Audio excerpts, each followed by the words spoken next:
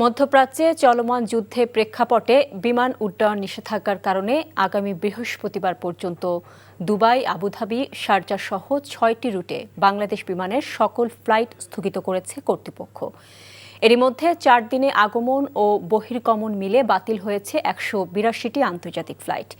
আজও ঢাকা ও চট্টগ্রামে বাতিল হয়েছে ৪৫টি ফ্লাইট।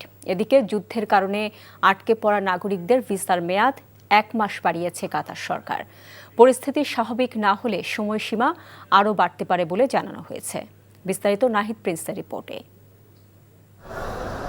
চাঁদপুরের শাহরাস্তির কালিয়াপাড়া গ্রামের ওমর ফারুক ৩ মাসের ছুটি শেষে সৌদি আরবে ফেরার কথা ছিল তার, কিন্তু ২৮ ফেব্রুয়ারি থেকে বিমানবন্দরই যেন তার অস্থায়ী ঠিকানা। গত ২৮ ফেব্রুয়ারি প্রথমবার দাম্মাম এয়ারপোর্টের উদ্দেশ্যে রওনা দিলে মাঝপথ থেকেই ফিরে আসে বিমান। দ্বিতীয় দিন উড্ডয়নের ৪০ মিনিট পর আকাশসীমা জটিলতায় ফিরে আসে রানওয়েতে। আজও তার নির্ধারিত ফ্লাইট বাতিল হয় শেষ মুহূর্তে। যখন থেকে কালকে আমি চলে গেছি তখন আমি ইয়েতে ভর্তিছিলাম, হসপিটালে ভর্তিছিলাম, শরীর জ্বর, অসুস্থ।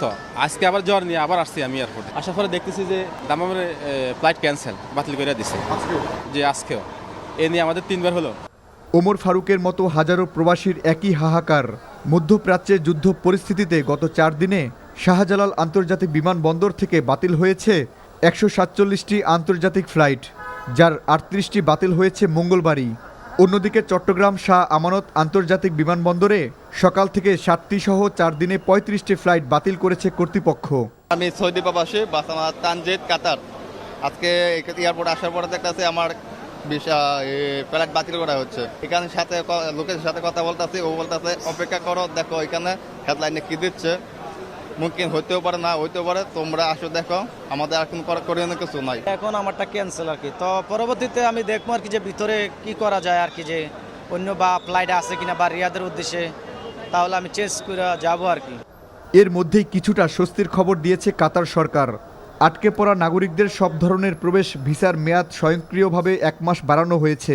তবে সংযুক্ত আরব আমিরাত কিংবা কুয়েতগামী যাত্রীরা এখন অনিশ্চয়তায়। কবে স্বাভাবিক হবে আকাশপথ, সেই অপেক্ষায় প্রবাসীরা।